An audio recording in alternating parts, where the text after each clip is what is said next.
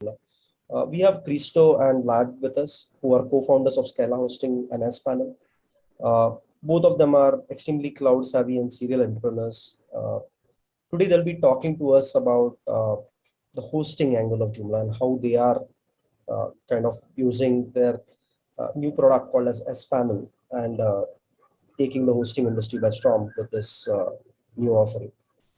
Scala Hosting has been committed to Joomla and its community for over 10 years and has been supporting one of the most CMS, most popular CMS platforms globally. So today, I would like to welcome both Hristo and Vlad, and they'll be talking about an interesting topic, two topics in fact. One would be multi-center data clustering and scaling Joomla website and how tooling options in Scala Hosting makes it easier. So over to Hristo and Vlad. Okay, let me start.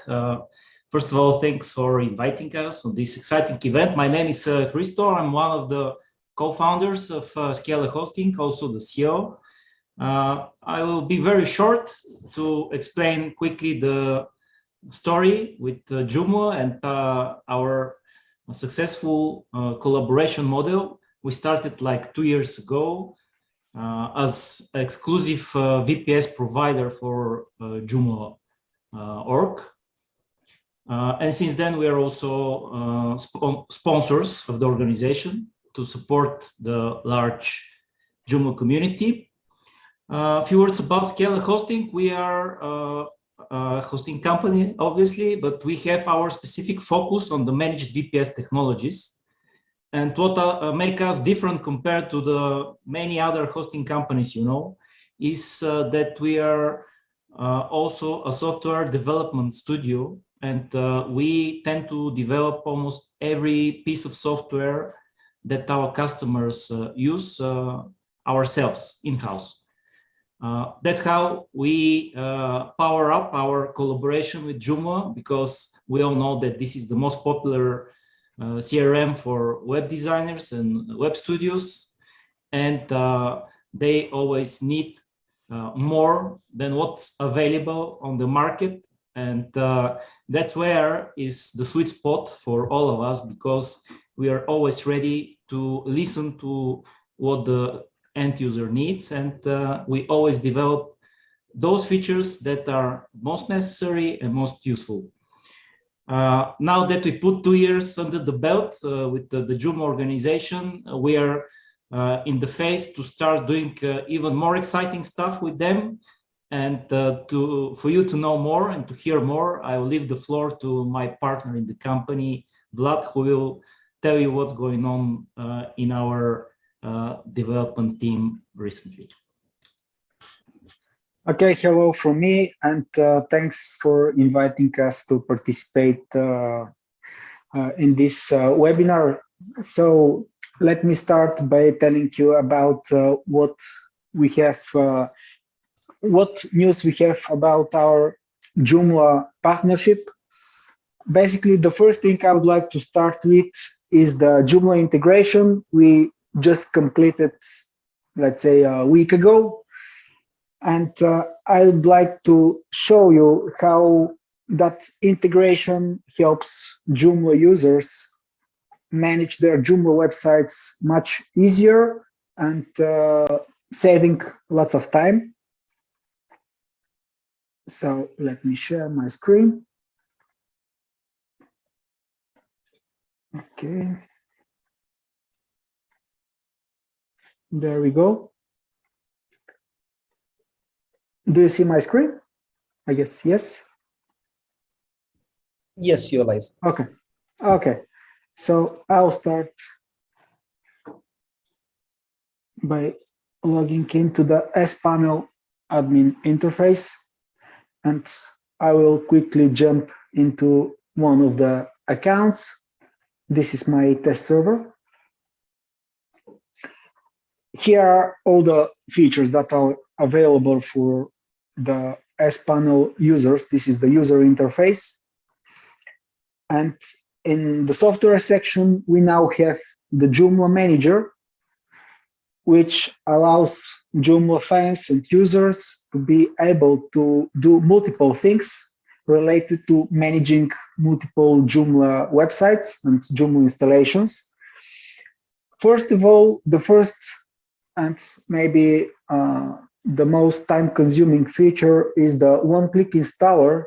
Basically, rather than downloading Joomla and uploading it manually, creating a database and the database user, and then giving access for the database user to the just create a database for the Joomla installation, all that takes lots of time. Everything was automated with the help of Brian Tiemann, so that the Joomla integration is done in a perfect way and performing the installation in the right way. So I will show you how we can install Joomla, let's say in a subdirectory. I enter where I want to install the new Joomla installation. I enter the admin username I want to use. Then with a single click, I can generate a strong password. Then I can copy it with a single click so that I can later use that password to log into the admin interface of Joomla. Here I'll enter my email address, which will be automatically populated during the installation. I click on the install button, and now in the background, the Joomla integration system will copy the necessary files, create a database user, set the permissions and everything. And now the Joomla installation is completed. It takes just a couple of seconds. And now we can access the new installation that we just performed. There we go. And we can now log into the admin interface of Joomla. It loads very quickly. Here I paste the password I just copied during the installation. And there we go. We are in the admin interface of Joomla. Everything is properly installed. As you can see here, everything is installed as per the requirements of the Joomla developers. And here the help of Brian Tiemann was really, really good for us, so that we can make sure that everything is done as it must be done. And the post-installation messages, here are just the traditional informative messages that I will hide for now. And from there, you can basically start building the new Joomla website in the manner that you know and that you want to follow. Then I can come back to the Joomla manager to show you what other features are available. For here, you can see all of the installations that you have in your S-Panel user interface and manage all of the Joomla installations. This is the one we just did, and we are able to clone an existing installation, which is something really useful for developers when they want to do some changes, for example, to install a new extension and to make sure it doesn't break the whole website. In that case, they can clone the existing installation to, let's say, Joomla Clone. Click on the clone button, and now in the background, the system will copy all of the files. It will clone the database and also make the necessary changes, adjustments in the database, so that the website will load at the new URL we cloned the Joomla installation to. Here we can access the new installation. I can log out from the production website, for example, then I can come to the just cloned one. And let's say we forgot the password for the admin user and we want to reset the password so that we can log in quickly without going to the whole procedure here with the forgotten login details. I can choose the option in the Joomla integration in this panel to reset the password. Here I enter the username, click reset, and now I have the new password. I can copy it and I can log in with the new password to the admin interface. It's a cloned installation. As you can see, the messages I've hidden from the production website are not visible anymore here because the database was cloned, and we now have the production website cloned, and we can install an additional extension or do other changes, verify that everything is working as expected before applying all those changes to the production website. And at the end, of course, if you want to remove the clone because you don't need it anymore and you don't want that cloned website to take some of your space, you can use the uninstall, which will remove not only the files, but also the newly created, the cloned database, and also the database user associated with the cloned installation. Basically, it will remove everything and nothing will be left behind. Now for the next steps in the Joomla manager, we have lots of plans to add additional features, but before that, we need to see what would be most useful to the developers and add it here, maybe some security features. I know that Joomla is almost ready with an automatic updater that we will integrate here so that Joomla users will be able to enable or disable automatic updates for Joomla.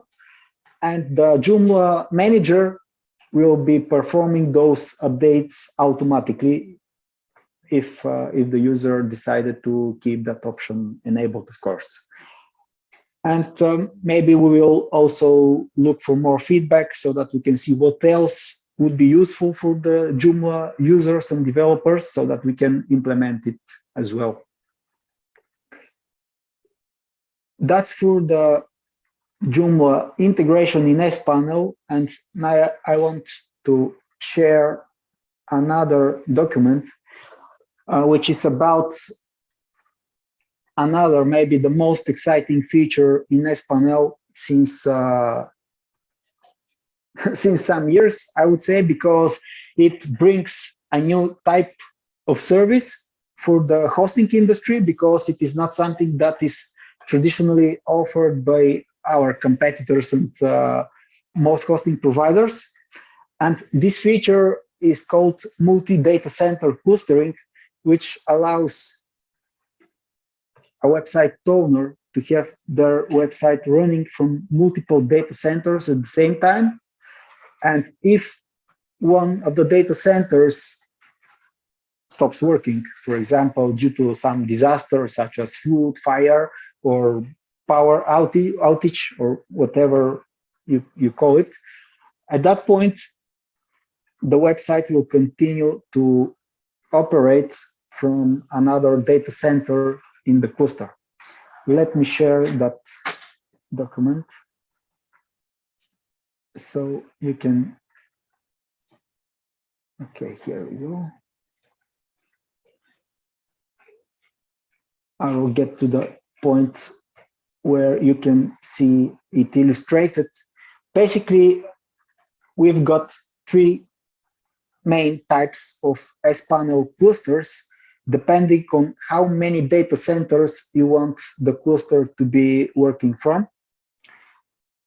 The The first one is clustering a single data center, where we have all the users sent to an active standby load balancing pair. And those load balancers will balance the visitors to the cluster nodes below.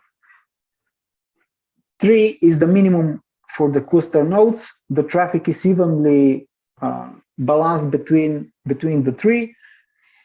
So you can both have lots of visitors served at the same time, and also you can have huge scalability possibilities and options, because here you can scale the cluster to hundreds of servers serving hundreds of millions of visitors per day, especially if you have several layers with caching.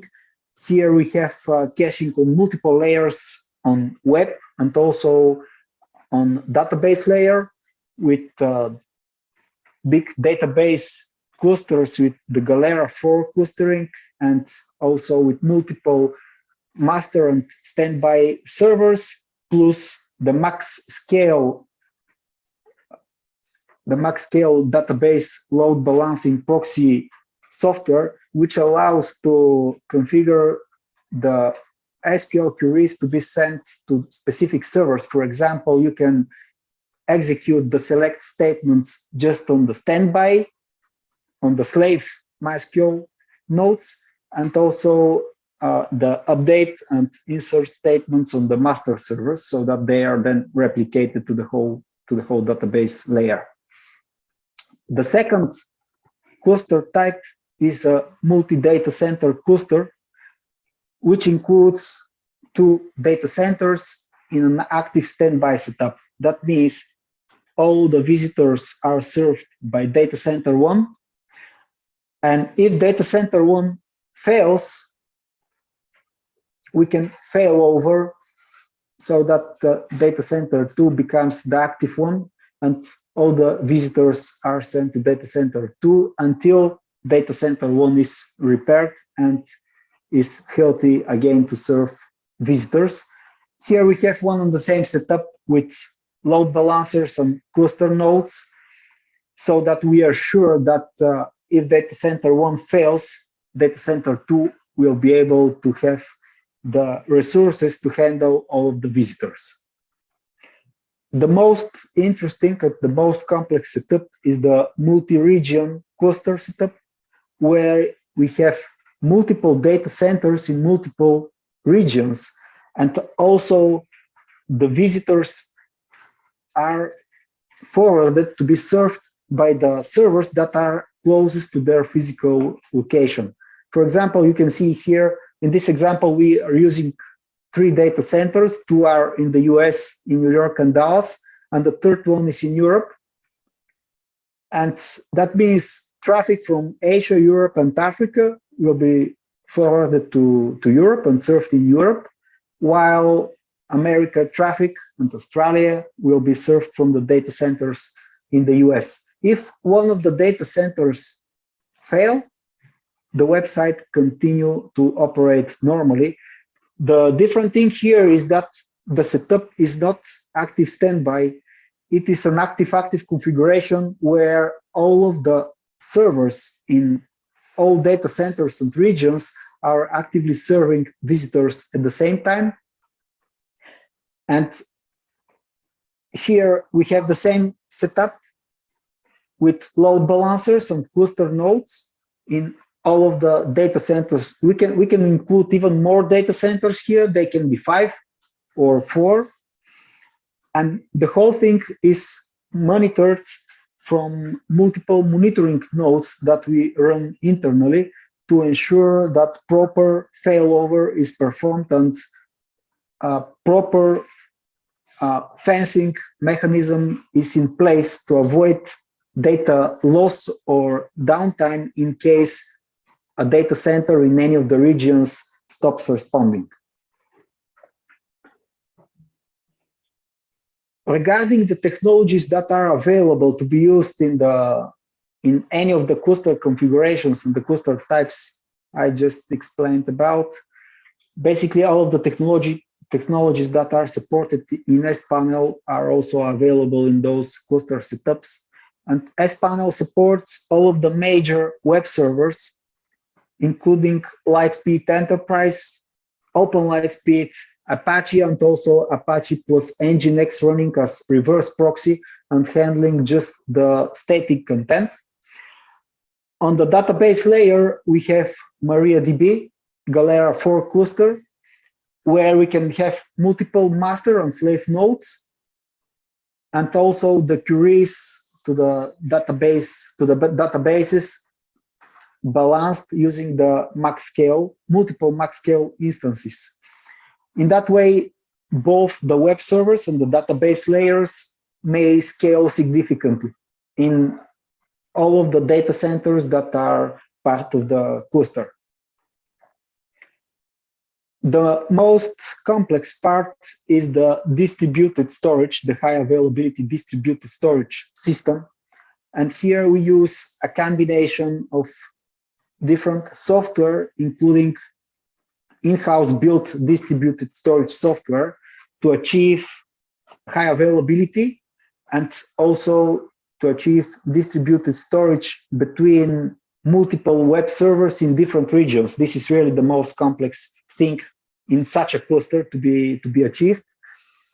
And depending on the customer needs and the use case of the business, we built a solution that works and achieves all of those features, so that the company can have a reliable service, a reliable hosting service, in a way that if something happens in a region and a data center blows up, the website will not only not lose any data, but it will continue to operate and accept orders. If it is an online store or whatever it is, it will just continue to function and continue to work. The cluster is fully managed and monitored. And if something happens, there will be systems administrators to jump immediately and resolve any issues without waiting for a customer to contact us and say, hey, something is not working. For the load balancing part, we are using the HA proxy, Nginx, and the max scale for the database part. And this type of clustering may scale to really significant sizes. Basically, upgrading the clusters and the capabilities to serve more visitors is as simple as deploying additional cluster nodes in each of the layers. Here we have load balancers layer, we have web service layer, database layer, caching layer, so that we want to build a setup to save as much CPU as possible and to be as efficient as possible.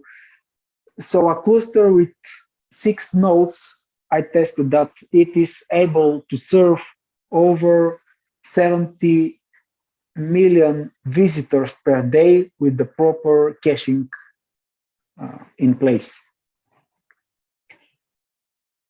And in a bigger cluster, there will be more visitors that it can serve. At the moment, we have this clustering solution deployed for the Commission of Elections of the Philippines. They have presidential elections scheduled to be held on the 9th of May, and they are using the cluster to train and educate 350,000 administrative staff how to run the elections. And their cluster is serving about 40 million visitors, 40 million visits per day. And basically, they are amazed with how easy it is to scale the thing, because at the start, they started with the minimum setup with 5 servers, and then they quickly needed much more visitors to be served. And in a couple of hours, they had their cluster upgraded up to 12 web servers and 9 database servers in a cluster and separate servers for caching, so the thing was able to handle many millions of visits per day. Well, I don't have anything else to add here, so that was everything from me about these new features that we have in sPanel, and also the Joomla integration that will make Joomla users and developers' life much easier.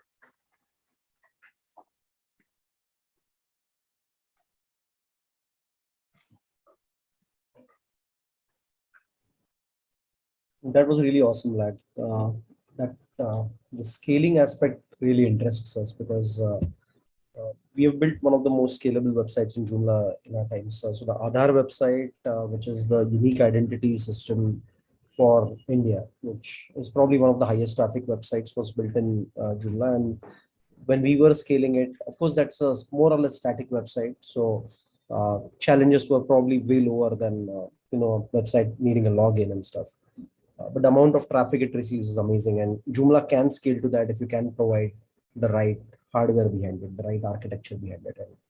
And I think what you guys are doing at Scalahosting would be really awesome, because I think this is a question a lot of people in the community ask, right? How many hits can Joomla stand, or a WordPress stand, or a Drupal stand, right?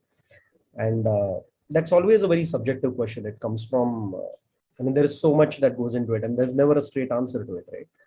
But for somebody looking at choosing a tool, that becomes a very important question. And I think what you guys are doing is very interesting. I think if there is a good answer to that question, that would be something I think you guys can solve on a lot of levels. Of course, the architecture would change depending on what the problem statement is.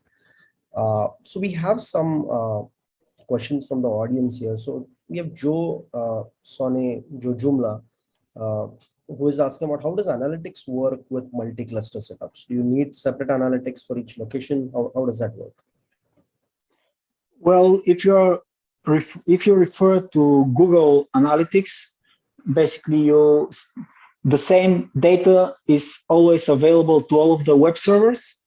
As everything is on a distributed storage system, basically you always make the change on one web server, and it is instantly available to all of the web servers in the cluster, no matter how many data centers are involved in the cluster setup. Of course, here I want to mention that each cluster is planned, designed, and then implemented and deployed based on the specific business case. And here it is very important to gather all the details and the requirements of the project, because there is lots of custom work in designing and building each of the clusters to fit the needs of the business. But if you change a file, because that's what you need to insert the Google Analytics code, if you change a file, it is part of the distributed storage system, and it is automatically the change is automatically active on all of the web servers along the whole cluster. So Joe, I hope that answers your question. Thank you, Vlad, for that. I have one question of my own. So while scaling Joomla, have you ever faced issues with the session storage? Because that's something that we have always found starts feeling. Joomla uses database for its session. You can also use files. But how did you handle that? The sessions, we have the load balancers configured in a way so that a user with a single IP address will always be served by one cluster node, by one web server in the cluster. In that way, the session may be saved locally on the disk of that VM. And since the visitor will always be served by that cluster node, then we don't want to have the sessions in the distributed storage environment. Got it. Because we have found that that's one point of failure. Even with a static website, what ends up happening is that the session storage starts filling up like crazy once your traffic start setting. Because recently we also delivered another government website where we didn't use Joomla directly, but if you've heard about Pages, which is like a front end for Joomla, which can be used. It's created by Johan Janssens, is one of the Joomla co-founders. And this was hosted in an Azure setup. So we had to do some interesting things in Azure to, manage, concurrency of around 5,000, concurrent kind of users. So sessions is usually what we end up having to hack in Joomla because, especially for static websites, because you don't really need those sessions. For static websites, what would you recommend? I mean, Joomla being a CMS, but when I say static, it means that there's no real user login, not for front-end users. How would you go about handling that? Well, a static website is actually the easiest to implement, and it doesn't require any resources. And here, the web server and network is the only thing, because that static content is executed in the browser. There is no. So when I say static, so let me clarify. I mean a static in the sense that it's a website using Joomla. Okay. Website, but static from the perspective of there are no user interactions. Yeah, it's the same, because if you don't expect any dynamic changes to be happening and to be done by the visitors of the website, this is so easy to be implemented, and such a cluster will be so easy to be set up. So really easy. Would you recommend using the file caching plugin in Joomla so that the entire output is cached? And so basically what ends up happening is that even if it's so I won't use the term static website because that gets confusing. So let's say a CMS website that doesn't have a front-end user login. What ends up happening is that Joomla will still keep making queries, right, for every user that hits. And beyond a certain point, that can start, affecting the throughput. So what would be the ideal setup for that kind of a case? Well, what I recommend is, and that's the reason why we integrated it in sPanel. sPanel supports the OpenLightSpeed web server, which is free for unlimited websites. It has the same speed as the paid version, the Lightspeed Enterprise, but it's supported. It is fully managed by us, and on sPanel you can use OpenLightSpeed for free for as many websites as you want. And the OpenLightSpeed allows you to use all of the caching plugins developed by Lightspeed, which are which are only available with the paid version of the Lightspeed web server, which is the fastest web server in the world at the moment for serving both dynamic and static content. So what I recommend is the OpenLightSpeed web server plus the Lightspeed caching extension for Joomla. And basically that will save you lots of CPU, RAM, and that's what you want to. So is that like the default setup on Scala, Lightspeed? So Apache and Nginx, they are not available. I mean, they are not the default options. Apache and Nginx are available, of course, but OpenLightSpeed is much faster. Yeah. No, this was more a question for Scala. So is that like your default configuration for any setup?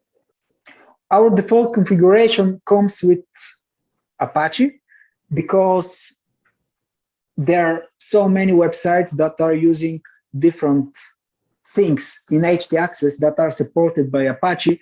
Yeah. And when we talk about OpenLightSpeed, for example, because it's also free and it's faster than Apache, we don't want to enable it by default because it doesn't support everything that you can add to htaccess to activate different features of the Apache web server.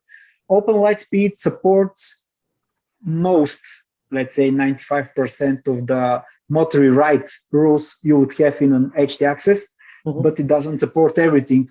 Got it. So that's why we don't install OpenLightSpeed by default. But in the sPanel admin interface, we have a web server manager, which allows the owner of the sPanel VPS to install their favorite web server. So from there, they can switch to Apache plus Nginx as a reverse proxy, or OpenLightSpeed or LightSpeed Enterprise. It happens with the single click of a button. Awesome.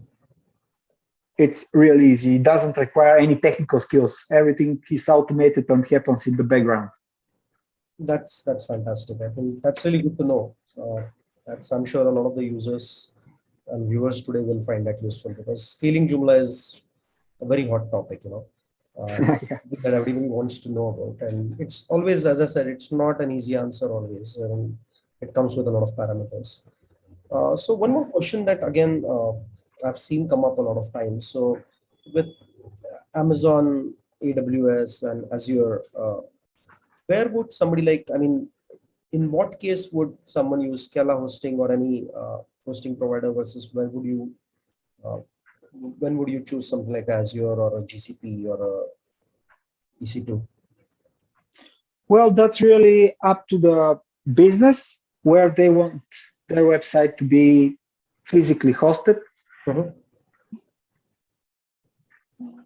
It's really preference of the name. If you prefer Google Cloud or AWS or DigitalOcean or another one, we actually partner with DigitalOcean and AWS. Okay. And if you ask me here, it will be no. I won't. I won't say my personal opinion.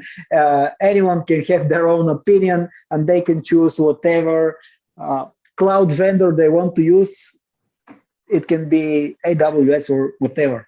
Yeah, because I heard sometime back SiteGround shifted their entire backend to GCP, right? Do you guys do something like that, or are you managing all your own machines on your own data No, center? we don't. We don't plan to do that because we have lots of custom setups behind. For example, if we want to do something like that, to switch to Google Cloud, we will have to cut lots of custom things we did for our customers to make their life easier. For example, we are one of the not many companies in the world that allow the user to be able to upgrade to actually have a real cloud VPS. And when they need 10 gigabytes of extra space, they can just add that space to their server and pay $2 extra, rather than having to upgrade to the next plan that is double the price and includes additional CPU cores and RAM and resources they don't need. No one needs, yeah. And if we did something like that and moved to AWS or Google Cloud or whatever other provider, we won't have the flexibility to design the product and to build our product in a way that fits the developers in the best way. Agreed. One question on the storage, is that like by default SSD, or how does it work? Or is it spinning disk? We are actually using the fastest disks available on the market today. It is the NVMe technology, where we have drives that can write with 3 gigabytes per second, which is pretty impressive. And it lifts all barriers. We don't need to think if the bottleneck will be the I/O, the disk anymore. Basically, now the CPU is the next bottleneck. And this battle will continue forever. The bottleneck will be always somewhere. So it's a battle between the vendors creating the drive, manufacturing the drive, and the CPU manufacturers. But the bottleneck will always be somewhere. We are trying to balance. That's why the cloud was born. It allows us to manage between the bottlenecks so that we use the resources in the most efficient way. Absolutely. No, really good answer there, Matt. Thank you so much. This was a fantastic session. I think very enlightening. So those were all the questions, I think. You guys have anything else to add? Well, I don't have anything else to add. Chris, do you want to add anything?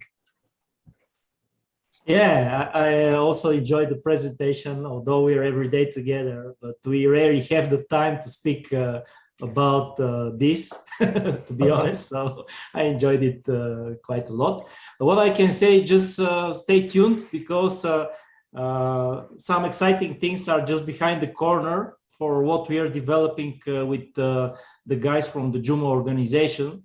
And in the next couple of months, we'll come up with something that we still cannot disclose, but it will make Joomla a unique CMS. And we have the feeling that this will give this necessary advantage of Joomla towards WordPress. Oh, But, wow. That's, yeah. You're making some controversial statements, aren't you? So I think this video could just go viral, right? Let's hope so. Yeah, let's hope so. But that's the world we are living today. It's very dynamic. Things are changing rapidly, and it's been really exciting. So let's see. Wow. Okay. So I think everybody, please stay tuned.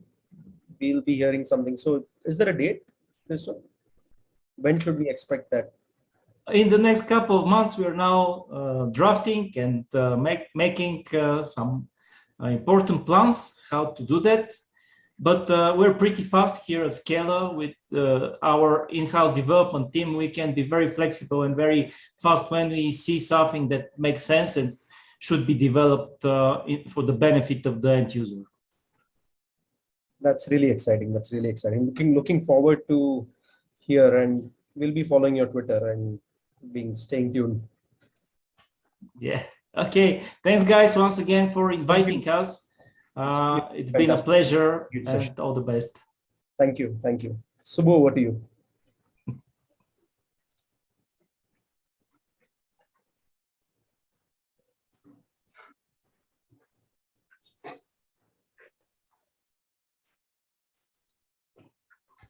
So thank you so much, Hristo and Vlad. This was a really great session, and I'm sure the entire community will enjoy. Sorry? Yes. Go ahead. Okay. Subbu, Yeah. over to you. Yes, sure.